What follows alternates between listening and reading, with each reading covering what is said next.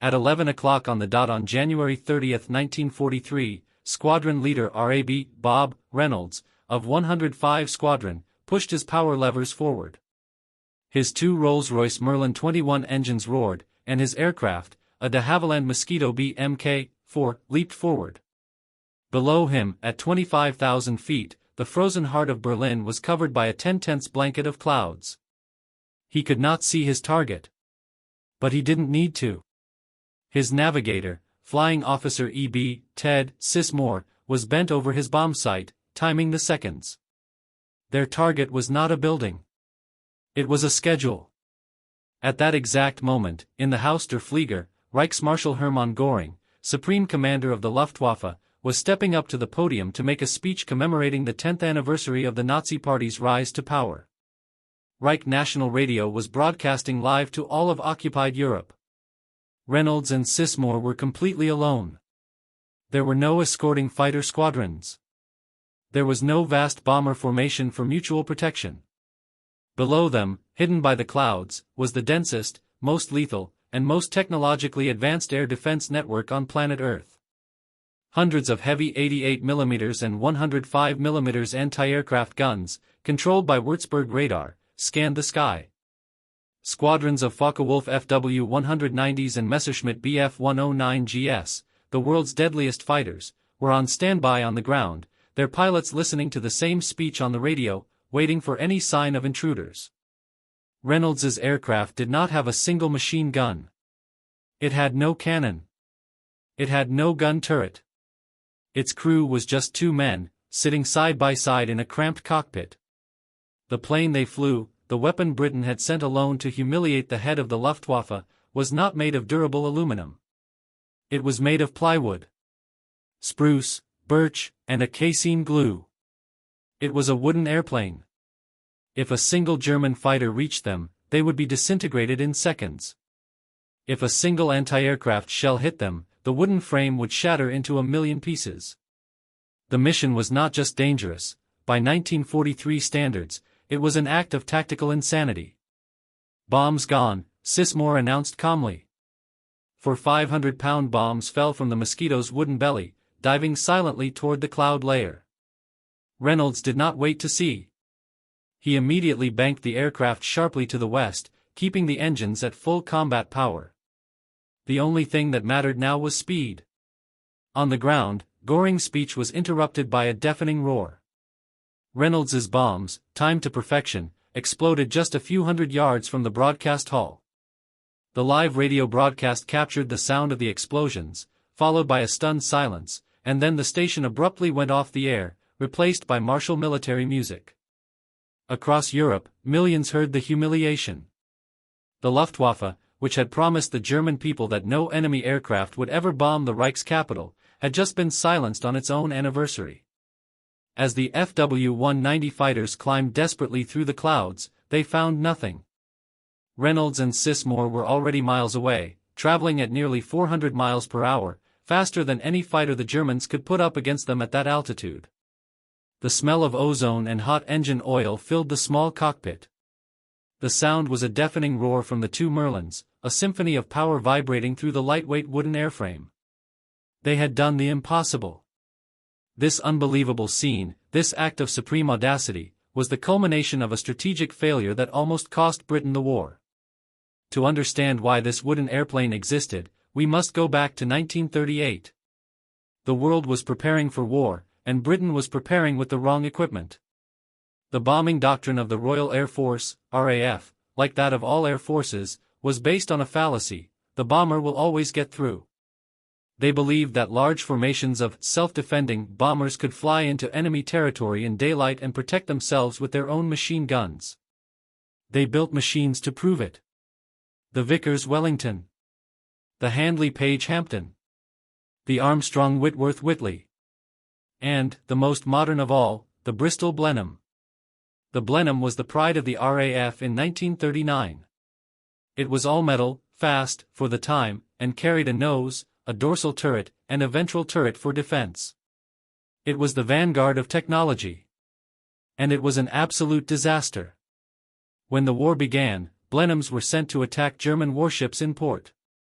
They were massacred. In December 1939, a formation of Wellingtons was intercepted over the Heligoland Bight.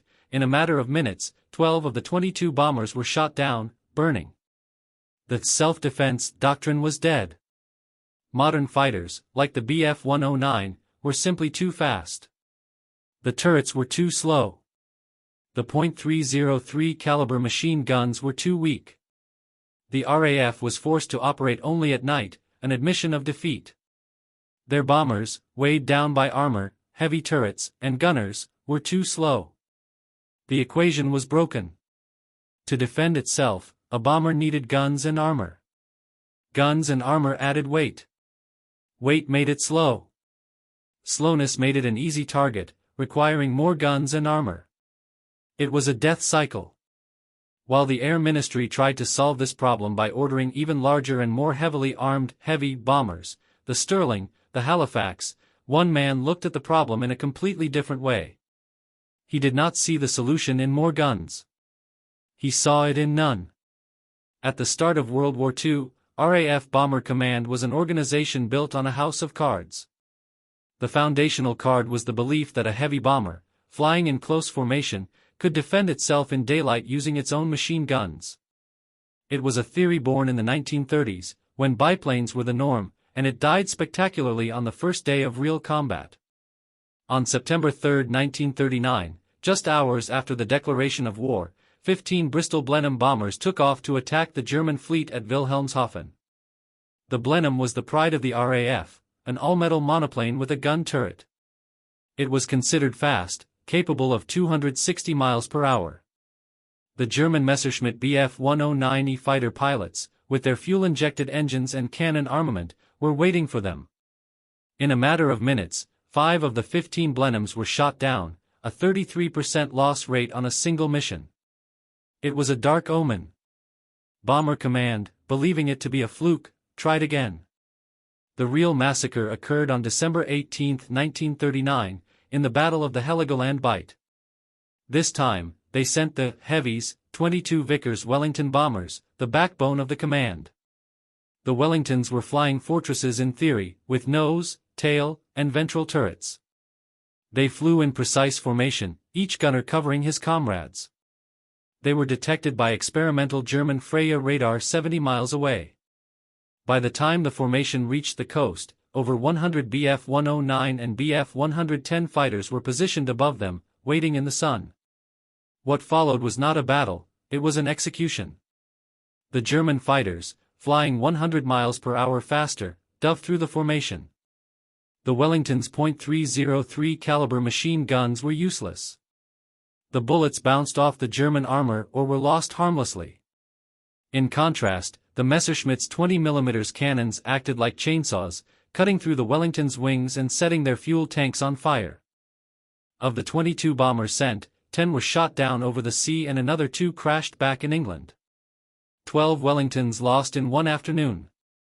More importantly, 57 experienced crewmen were killed.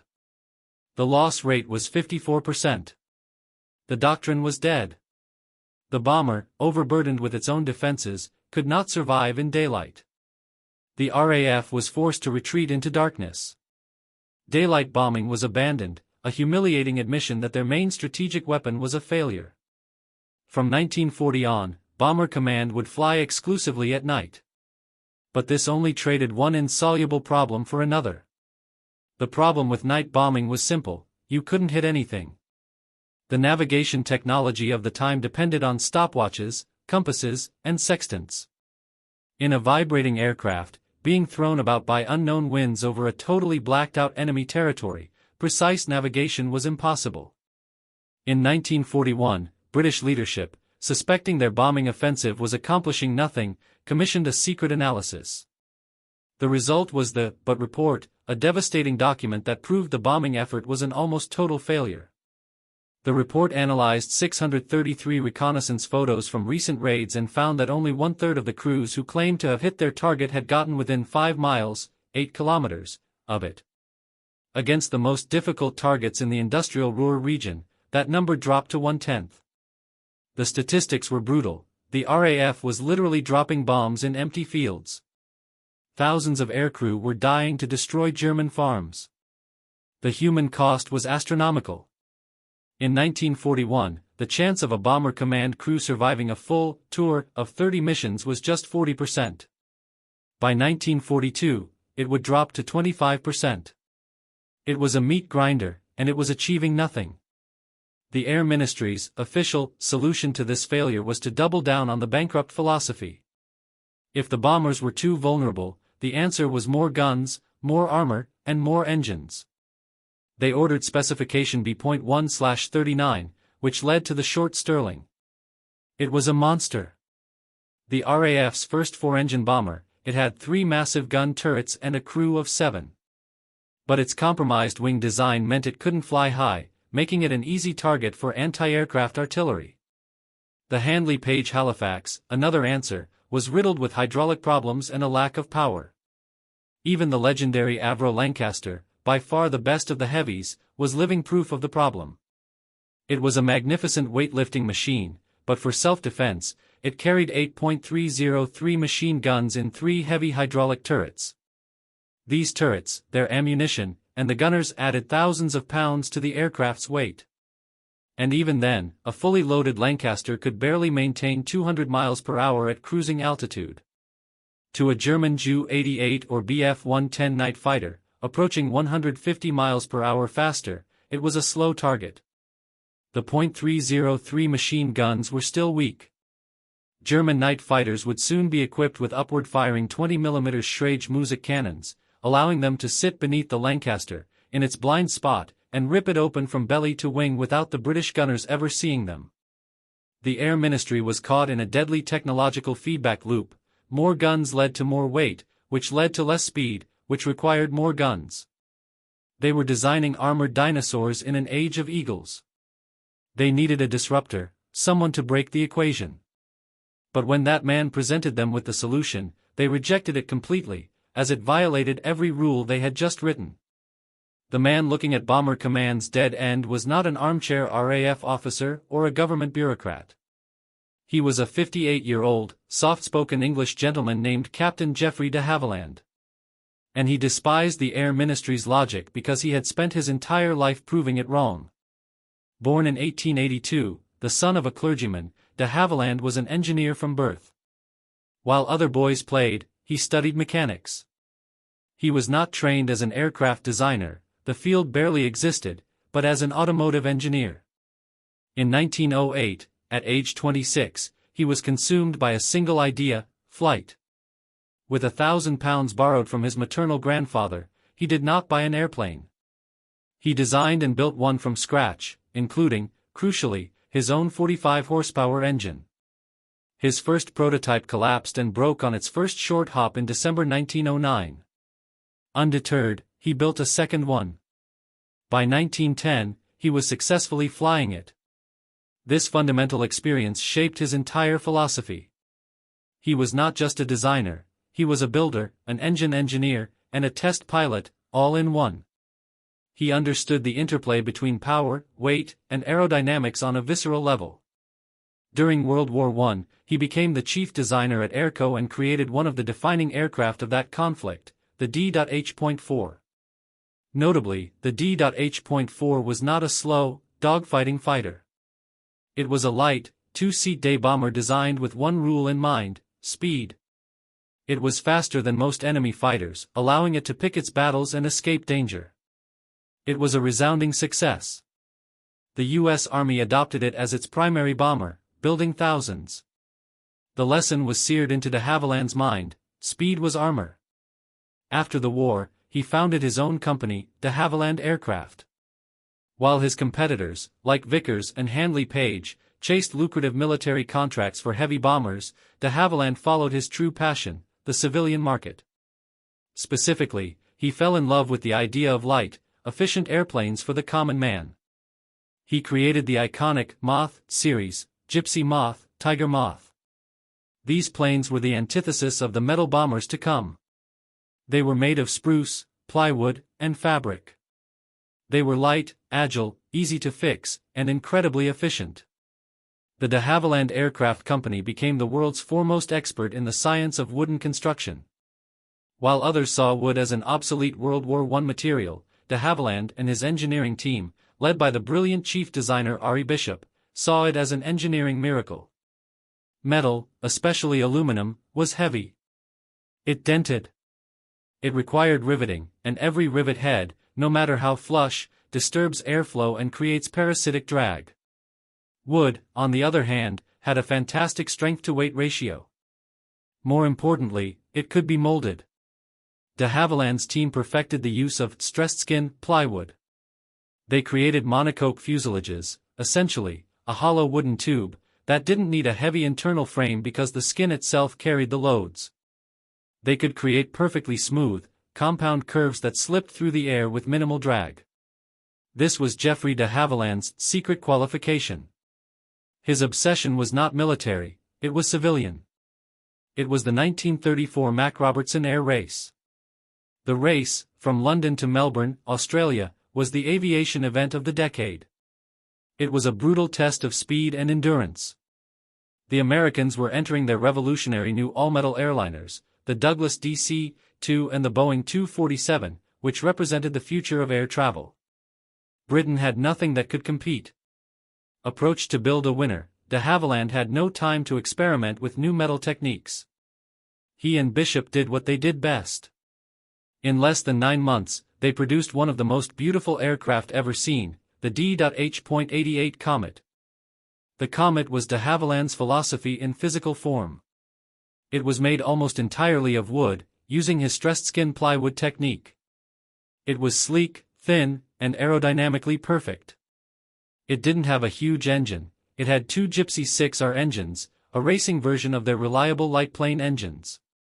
The aircraft was essentially 2 slender engine nacelles and a minimal fuselage, all connected by a wing as smooth as glass. It was the epitome of low drag and low weight. In the race, the D.H.88 Comet humiliated the competition. It defeated the American metal giants by a vast margin, completing the 11,000-mile journey in just under 71 hours. This victory proved to de Havilland what the rest of the military world was forgetting: a superior, lightweight aerodynamic design will always beat brute force. Thus, when World War II erupted and the Air Ministry, in a panic, published specifications for bombers that were little more than slow gun barges, de Havilland looked at the problem as the designer of the D.H.88 Comet. He saw the Bf-109 fighters not as an invincible threat, but simply as the competition. And the way to win a race is not to load your plane with machine guns and hope to be slower. It is to strip out everything non-essential and ensure you are faster. He was a quiet, stubborn man, deeply confident in his team. His personality was not that of a shouting rebel, it was that of a professor who knew his students were wrong. As the government demanded his factory mass-produce Tiger Moth trainers and repair damaged Hurricanes, subcontractor work, de Havilland felt a growing frustration. He knew he had the answer to Bomber Command's failure. The answer was not to defend. The answer was to be indefensible, so fast that defenses were unnecessary.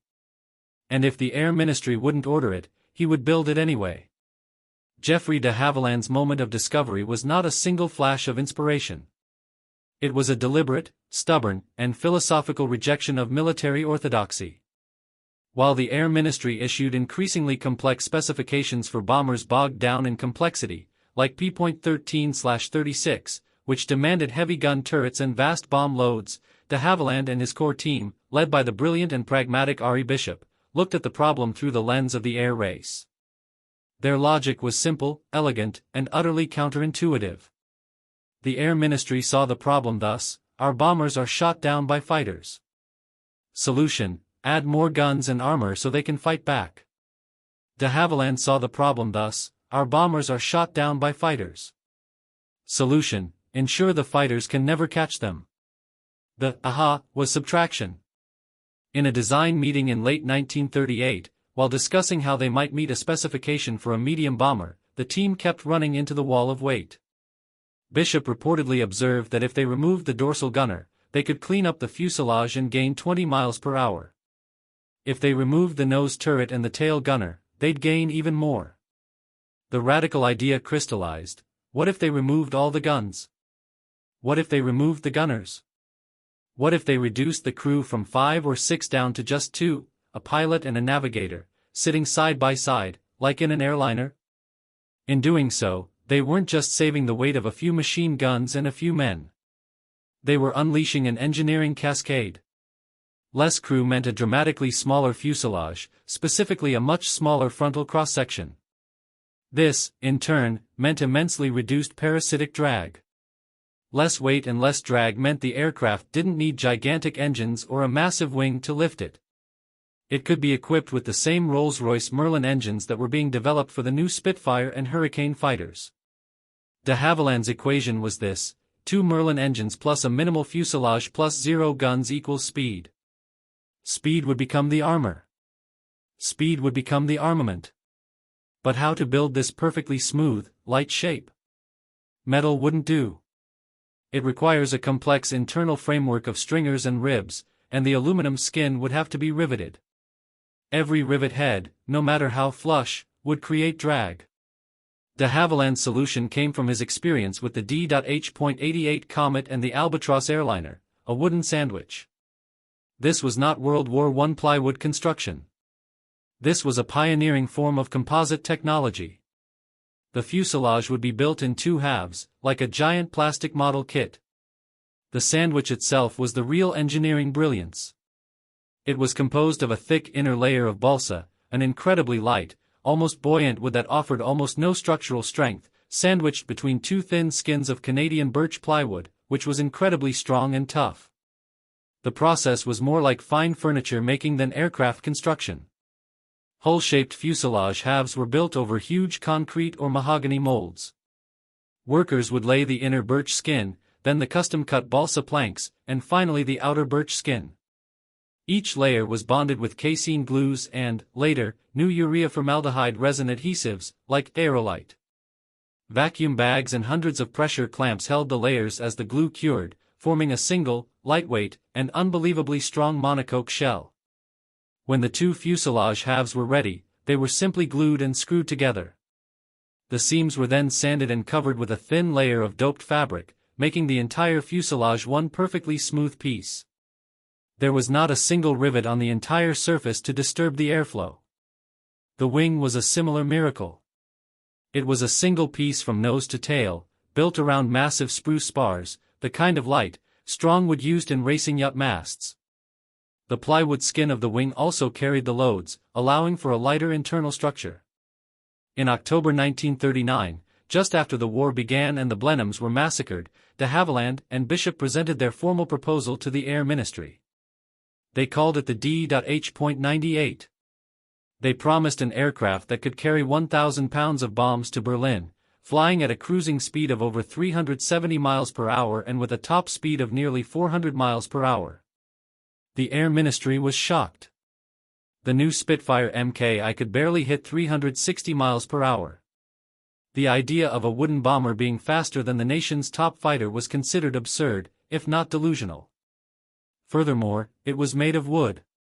In an age of metal, it seemed like a desperate throwback. The official consensus was that cannon shells would shatter the wood, and humidity in the tropics would make the wings fall off. They rejected the idea flatly. But one man, Air Marshal Sir Wilfrid Freeman, Air Chief Marshal for Development and Production, couldn't get the numbers out of his head. Britain was desperately short of aluminum, but it had an ample supply of wood and skilled woodworkers, cabinet makers, piano manufacturers, and carpenters. While Freeman didn't buy the unarmed bomber idea, he saw immense potential for one thing: an unarmed, high-speed reconnaissance aircraft. In December 1939, he gave de Havilland a provisional order for a single prototype, but under specification E.2/40, a low-priority, experimental classification. It was a crumb, but it was the only opening de Havilland needed. Wilfrid Freeman's permission for a single reconnaissance prototype in January 1940 was a small victory, but it was almost immediately swallowed by disaster. In May 1940, the German blitzkrieg swept through France. The British Expeditionary Force was trapped at Dunkirk, and Britain was on the brink of invasion. Panic seized the government. Aircraft production became the only national priority. Lord Beaverbrook, a ruthless and dynamic press baron, was appointed Minister of Aircraft Production. Beaverbrook had no time for elegant theories or long-term experiments. He cared about one thing: numbers. How many Spitfire and Hurricane fighters could roll off the production line today? On May 24, 1940, at the height of the Dunkirk crisis, Beaverbrook issued his fateful decree. Production was to concentrate exclusively on 5 existing aircraft, the Spitfire and Hurricane fighters, and the Blenheim, Wellington, and Whitley bombers. Everything else was out. All experimental projects were to be halted immediately to free up factory space, materials, and, most importantly, the precious Rolls-Royce Merlin engines. The order was a death sentence for the D.H.98. Officially, the project was cancelled. Air Ministry bureaucrats, who had never liked de Havilland's idea, issued formal orders for the de Havilland Aircraft Company to cease all work on the prototype and reallocate the manpower to repairing battle-damaged Hurricanes and building Tiger Moth trainers. For Geoffrey de Havilland, this was the moment of truth. He was 58. He was the revered head of one of the country's largest aviation firms. He was a pillar of the establishment. The safe, legal, and patriotic path was to obey. He could have filed away the blueprints, released his team, and focused on the real war effort. No one would have blamed him. But de Havilland saw the situation differently. He saw Beaverbrook's myopic focus on short-range fighters as a recipe for a long, grinding, defensive war. He knew Britain could not win by only defending its own shores; it had to be able to strike back, to penetrate the heart of Germany. And he saw the Blenheim and Wellington bombers, which Beaverbrook was rushing to produce, as flying slaughterhouses. He was being ordered to abandon the weapon he believed could win the war, in order to build more weapons he knew were losing the war. He made a decision that risked everything: his company, his reputation, and his freedom. He would commit an act of quiet, calculated rebellion. He could not build the prototype at his main factory in Hatfield. Beaverbrook's inspectors, known as Beaver Men, were everywhere, timing production and confiscating materials. Building an experimental wooden airplane there would be impossible to hide. So, de Havilland lied by omission. He officially confirmed to the ministry that work on the project had stopped. Then, he secretly relocated the entire D.H.98 program off-site. The destination was Salisbury Hall, a decaying Jacobean mansion, surrounded by a moat, several miles from the main factory. The location was perfect. It was isolated, discreet, and large enough. The D.H.98 project, now codenamed E2/40, went underground. The personal and professional risk for de Havilland was immense. He was directly violating wartime orders from the Minister of Aircraft Production. If caught, the consequences would be catastrophic. He would be accused of sabotaging the war effort, of diverting strategic materials, especially the aircraft-grade spruce and, eventually, the Merlin engines, and skilled labor from vital fighter production during the Battle of Britain. He could face court-martial. His company could be seized by the government, his career destroyed in disgrace. He was risking his personal fortune and his entire life's legacy on a wooden airplane the government had already said it didn't want. The design team, led by Bishop, and the prototype construction team, led by Charles Walker, became accomplices in this conspiracy. They moved their offices into the cold rooms of the mansion. In the brick stables and outbuildings, disguised as storage, they began the final assembly of the W-4050 prototype. The work was done in secret, often at night. It was a strange, surreal job. While the skies of southern England were filled with the contrails of the Battle of Britain, the country's best woodworkers were carefully sanding and gluing the fuselage of a plane that did not officially exist. De Havilland's only protector was his accomplice inside the government, Air Marshal Wilfred Freeman. Freeman, who was also risking his career, protected the project as best he could. When Beaverbrook asked, Freeman assured him the D.H.98 was cancelled, while technically keeping the E.2/40 contract, for one experimental prototype, alive with minimal funding, classifying the work at Salisbury Hall as mere design study completion. It was a bureaucratic word game that provided de Havilland the thin cover he needed. De Havilland was playing Russian roulette. He knew Freeman couldn't protect him forever. The prototype had to be finished, and it had to fly. And it had to be perfect on the first try. If it failed, if it underperformed, or if it was discovered before it flew, he would be revealed not as a visionary, but as a stubborn fool who betrayed his country in its hour of greatest need. The autumn of 1940 was the darkest moment. The Battle of Britain was being fought with desperate ferocity in the skies above Salisbury Hall. The design team, working in cold, damp drawing rooms, could literally hear the fate of the country being decided 20,000 feet above their drafting tables.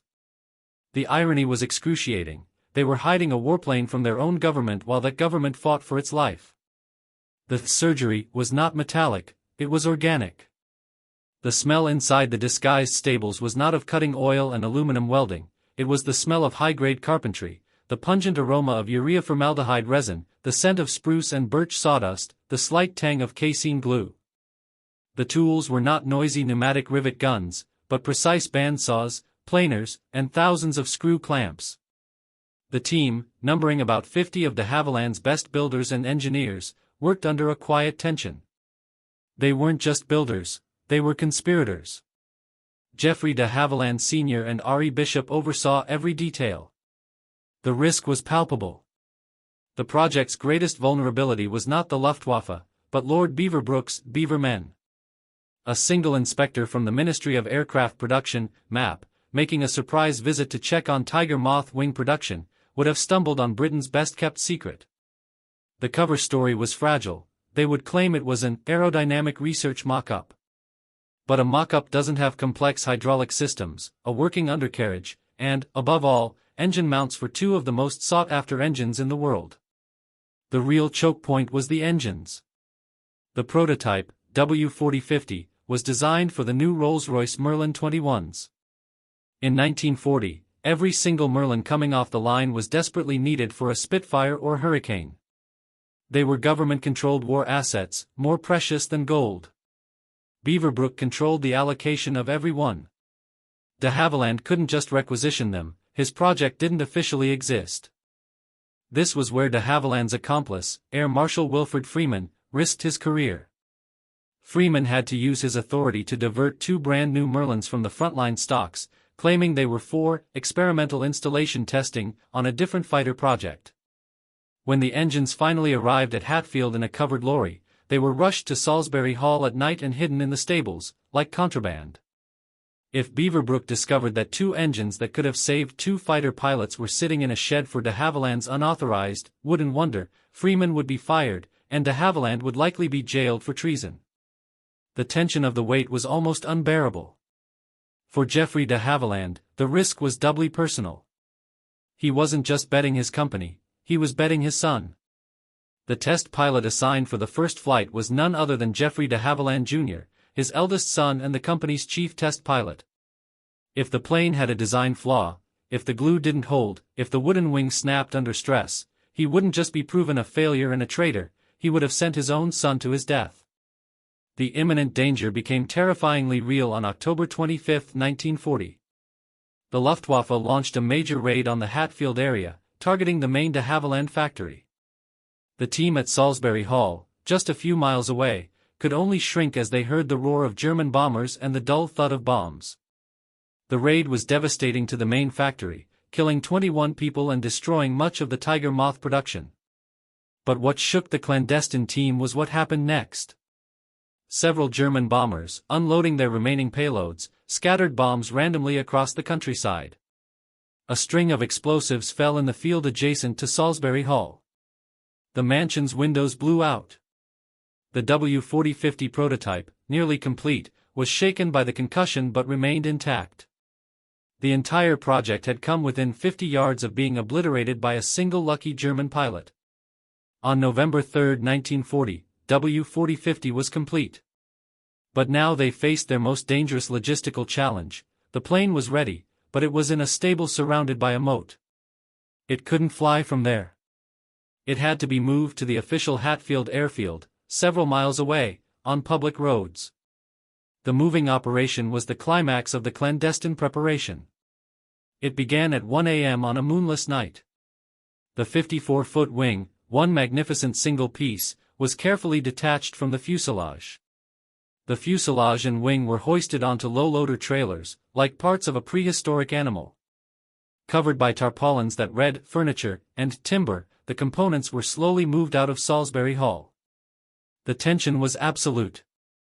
Geoffrey de Havilland Sr. and R.E. Bishop watched as the priceless aircraft, the culmination of 2 years of secret struggle, creaked down the dark country road, under strict blackout orders. Local police had been warned to expect an unusual transport to keep from being stopped, but the risk of an overzealous military patrol or, worse, a random air raid, was total. If the convoy were hit, there would be no paper trail, no production order, no permission. Just a pile of burning wood and the wreckage of a dream that officially didn't exist. The convoy arrived at Hatfield undetected and slipped into a locked, guarded hangar.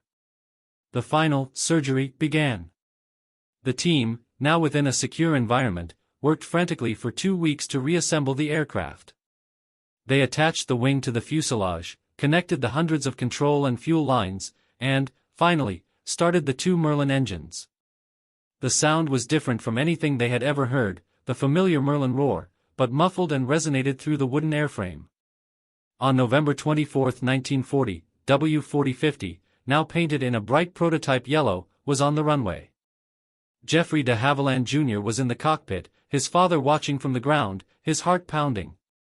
He had deceived his government, bet his company, and risked his son. Now, in less than 30 seconds, he would find out if he was a genius or a fool. The combat test for W-4050 was not against a Messerschmitt, it was against something far more formidable, the entrenched skepticism of the Air Ministry and the best aircraft the Royal Air Force possessed. The first flight on November 25, 1940, was the climax of de Havilland's rebellion. The day was cold, gray, and overcast. W-4050, painted in its conspicuous prototype yellow, a color designed to make it easy for cameras to observe, taxied onto the soggy grass of the Hatfield airfield. In the cockpit was Geoffrey de Havilland Jr., with flight engineer John E. Walker at his side. On the ground, his father, Geoffrey Sr., watched, his calm face hiding the tension of a man who had bet his company and his family's legacy on this moment. Beside him stood R.E. Bishop and the clandestine team from Salisbury Hall. They had built a warplane in secret, in violation of direct orders. If this machine of wood and glue disintegrated, they would be remembered as traitorous fools. Geoffrey Jr. Impera os Manches. Os dois Merlins Rugeram, a Resonantia abafada pela Madeira. O avião disparu. That was when the first indication of W-4050's magic became apparent. The bombers of the time, like the Wellington, were slow and heavy. They needed long runways, gathering speed reluctantly. The Mosquito, in contrast, behaved like a fighter. It accelerated across the wet grass and, in less than 450 yards, an incredibly short distance, it leaped into the air. It wasn't a takeoff, it was a launch. The team on the ground watched in stunned silence as the yellow plane climbed at a steep angle and disappeared into the low clouds. The sound was unique, not the high-pitched whine of a Spitfire, but a deep, smooth roar, the sound of immense power contained within an aerodynamically perfect structure. For 30 agonizing minutes, they waited. The team scanned the clouds. The radio was silent. For de Havilland Sr., every second was an eternity. His son was up there, testing the limits of a plywood wing that no man had ever taken into the air. Then, at 3:15 p.m., W-4050 broke through the clouds. It made a low, fast pass over the field. The speed was visibly, shockingly high. Geoffrey Jr. executed a gentle turn, lowered the undercarriage, and landed the aircraft with the same ease as one of his father's Tiger Moth trainers. He taxied back, the engines running perfectly. He shut down the Merlins. The silence that followed was heavy. The team ran to the cockpit as Geoffrey Jr. opened the canopy, his face split by an ear-to-ear grin. His immediate debriefing went down in legend. He looked at his father and said, "It's fast. Really fast." He reported that the plane behaved beautifully. The controls were light, balanced, and instantly responsive, more like those of an agile fighter than any bomber ever built. The wooden plane didn't just fly, it danced. The rebellion was vindicated. The airframe had held. De Havilland's gamble was correct. But the real battle came 3 months later, in February 1941. The first flight proved the plane wouldn't fall apart. Now, it had to prove it was a weapon of war. W-4050 was handed over to the government's elite testing unit, the Aeroplane and Armament Experimental Establishment, ANAE, at Boscombe Down, for official performance trials. This was where the real climax occurred. The ANAE test pilots were the best in the world, and the most skeptical. They looked at the wooden wonder with contempt. They called it Freeman's Folly and the wooden crate. The standard test for a new bomber was to measure it against the RAF's frontline fighter. A Spitfire Mk-2, the hero of the Battle of Britain and the epitome of RAF speed, was dispatched to escort the Mosquito prototype and record its performance. The Spitfire pilot climbed alongside the yellow bomber. They leveled off at 20,000 feet. The radio crackled. The Mosquito would begin its speed run. The Mosquito pilot, the night fighter ace John Cunningham, pushed the throttles forward. What happened next shocked the aviation establishment to its core. The Mosquito didn't just accelerate. It vanished. The Spitfire pilot, with his own throttle at maximum, could only watch, dumbfounded, as the wooden plane walked away from him as if he were standing still. He reported over the radio, his voice a mixture of disbelief and admiration, that he could not keep up. The bomber was outrunning the fighter. When the official ANAE reports were published, the numbers were undeniable. The top speed of the W-4050 prototype was recorded at 392 miles per hour at 22,000 feet. Let's put that in context. The Spitfire Mk-2, the fighter that failed to keep up, had a top speed of 370 miles per hour. The Blenheim 4 bomber, which the Mosquito was supposed to replace, could barely hit 265 miles per hour. The new, heavy, Sterling bomber, which the Air Ministry was prioritizing, struggled to reach 260 miles per hour. Geoffrey de Havilland had not just built a fast bomber. He had built, in secret, in a stable, out of non-strategic materials, the fastest operational aircraft in the world. The inversion was total. The enemy was not the only one caught flat-footed. The Air Ministry itself, which had ridiculed the idea, now possessed a weapon that not even its own fighters had an answer for. The Boscombe Down report, detailing W-4050's 392 miles per hour speed, was not just a technical document. It was a political bombshell. It blew up the existing bombing doctrine and exposed the Air Ministry's failure of judgment in an undeniable way. The wooden plane, they mocked as Freeman's Folly, was, in fact, the highest performance aircraft on the planet. The reaction didn't come from the bottom up at first, because the front line didn't even know the plane existed. The demand came from the top down, like a lightning bolt. Lord Beaverbrook, the production czar who had personally cancelled the project, now saw the numbers. Beaverbrook was a ruthless pragmatist. He didn't care about theories, only results. The W-4050 test results were so overwhelmingly superior to everything else in the Allied and Axis arsenal that he reversed his position with whiplash speed. On June 21, 1941, with Britain still reeling from the Blitz and the war far from won, Beaverbrook summoned Geoffrey de Havilland. The government no longer wanted just a prototype, it wanted an army of them. A massive order was placed. The rebel who had built the plane in secret was now the man in charge of producing it on a scale that would save the nation. But now came the logistical challenge. How to mass-produce this miracle weapon? De Havilland's main factory at Hatfield was overloaded, still recovering from bomb damage. And, crucially, it didn't have the capacity to build thousands of planes. De Havilland's solution to this was as radical as the plane's design itself. If the Air Ministry had ordered a metal bomber like the Lancaster, they would have faced a logistical nightmare. Aluminum production was a bottleneck. Skilled aviation metalworkers were scarce. Aircraft factories were prime targets for the Luftwaffe. The Mosquito needed none of that. It was designed not to be built in aircraft factories. It was designed to be built by carpenters. De Havilland launched one of the most brilliant and decentralized production schemes in warfare history. Instead of centralizing production in one massive target, he exploded it into hundreds of small, undetectable pieces. He subcontracted the manufacture of mosquito components to Britain's most unlikely and underused labor pool, the furniture industry. In High Wycombe, the heart of British furniture making, firms like E. Gom, makers of the famous G-Plan furniture line, and Parker Knoll were given contracts. Piano manufacturers, like Evestaff and Sons in London, were enlisted.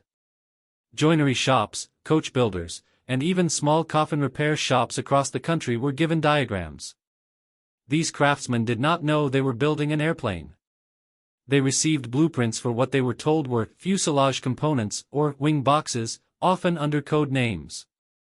Men and women who had spent their lives sanding chair legs and varnishing tabletops were now applying their precise skills to laminating spruce and birch into the compound curves of a mosquito fuselage. They machined the spruce spars with the same precision they used for the frame of a luxury sofa. The process was simple and revolutionary. The wooden fuselage halves, one-piece wings, and tail sections were built in these small shops, often hidden in sleepy villages.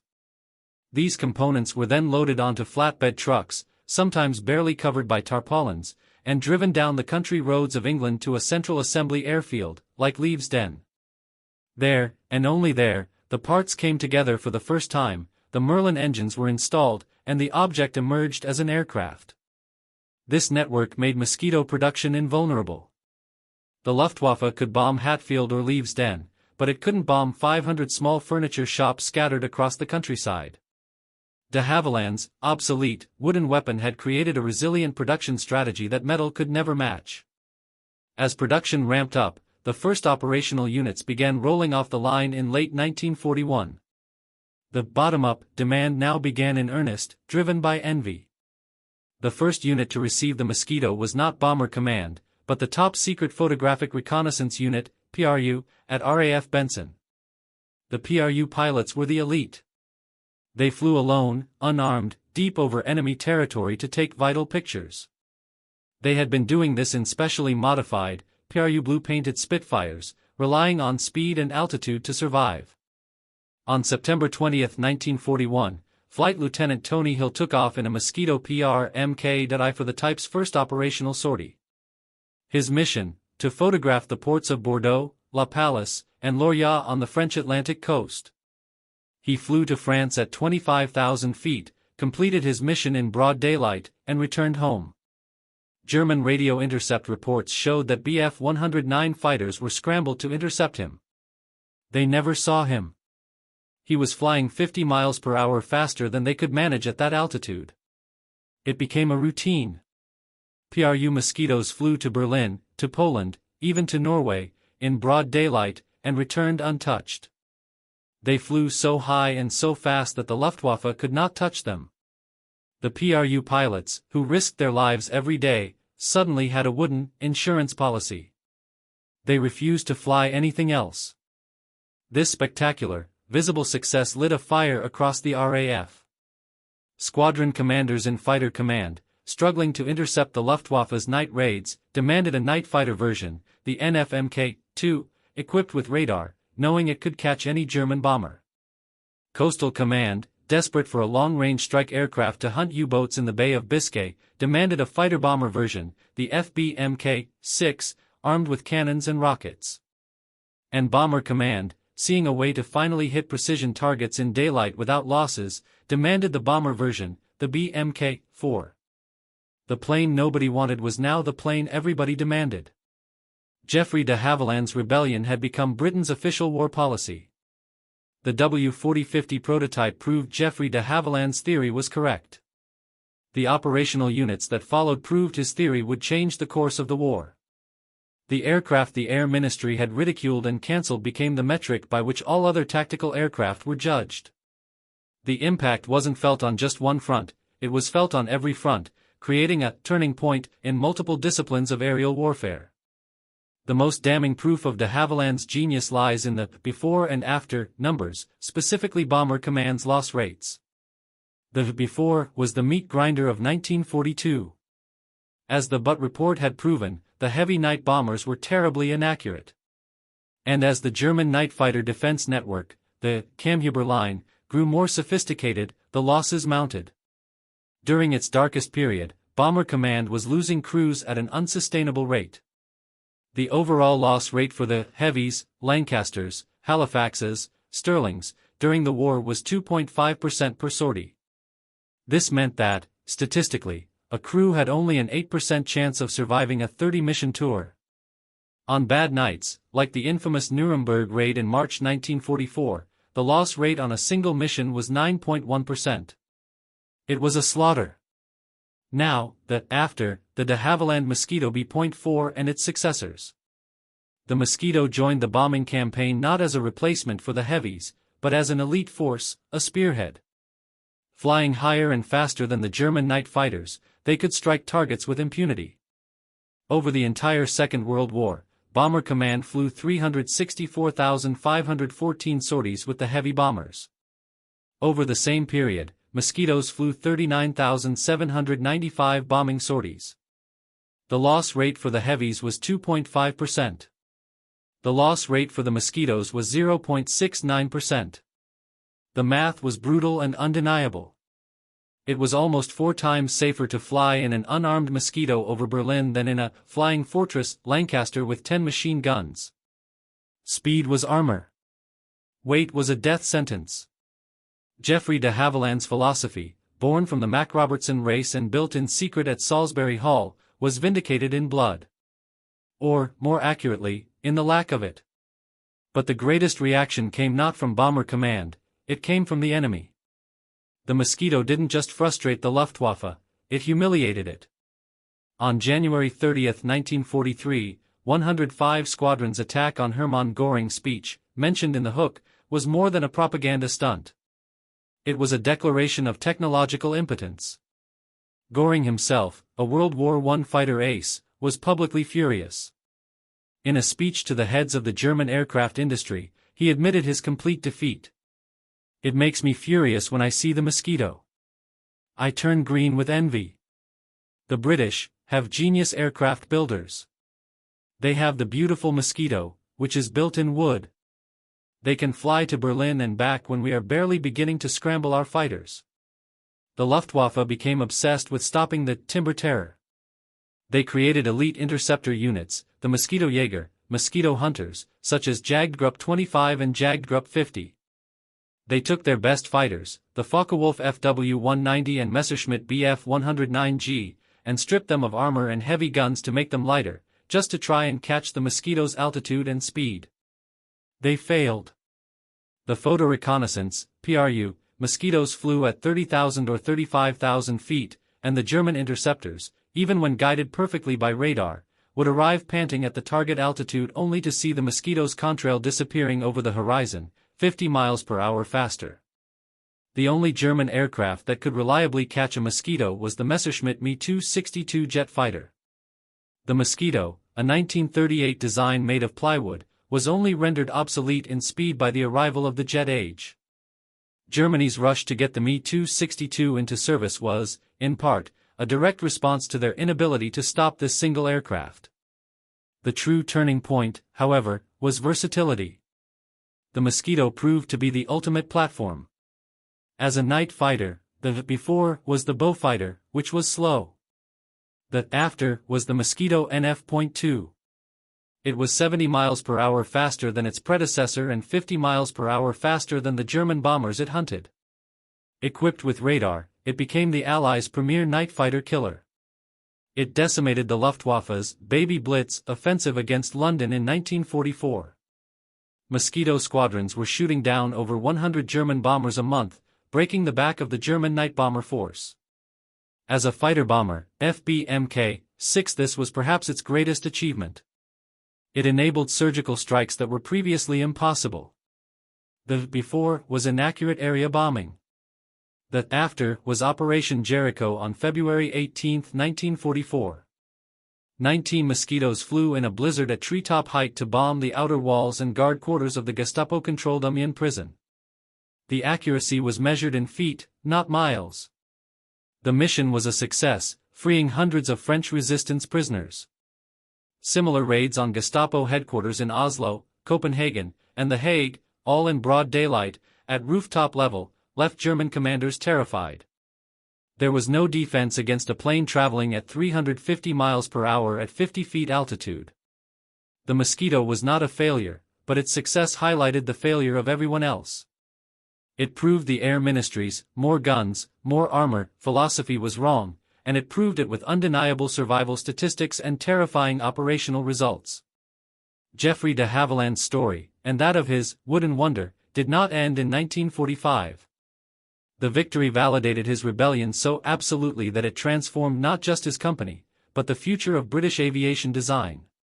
The fate of the protagonist, Sir Geoffrey de Havilland, he was knighted in 1944, largely because of the Mosquito, was one of triumph and profound personal tragedy. The de Havilland Aircraft Company emerged from the war as Britain's leading technological innovator. The knowledge gained from the Mosquito's laminated, glued-wood structures evolved directly into the development of the D.H.100 Vampire, the RAF's second operational jet fighter, which used a similar wooden, sandwich, fuselage. The Comet name, which inspired the Mosquito, was resurrected for the D.H.106 Comet, the world's first jet airliner, putting Britain years ahead of the Americans in the post-war jet race. De Havilland's philosophy of clean design and aerodynamic efficiency became the national ethos. But this relentless pursuit of speed came at a devastating human cost for the man himself. Aviation, at its core, is a ruthless business. In 1943, his son John de Havilland, a test pilot, was killed in a mid-air collision while flying, ironically, a Mosquito. Then, in 1946, his eldest son, Geoffrey de Havilland Jr., the man who first tamed W-4050 on its maiden flight, was killed instantly when the experimental high-speed jet he was flying, the D.H.108 Swallow, disintegrated in mid-air as he attempted to break the sound barrier. Sir Geoffrey, the father who had risked his son to prove his idea right, ended up sacrificing 2 of his 3 sons at the altar of aeronautical progress. He retired in 1955 and died in 1965, a revered titan of aviation, but a man scarred by unimaginable loss.